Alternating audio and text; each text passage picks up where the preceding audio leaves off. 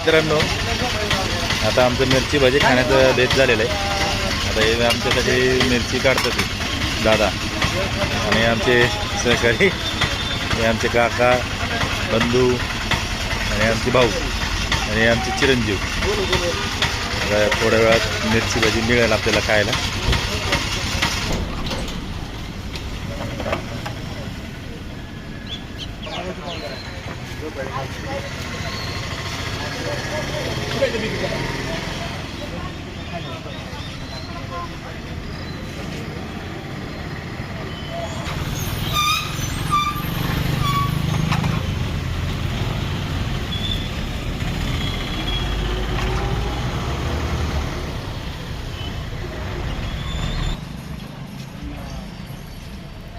गरम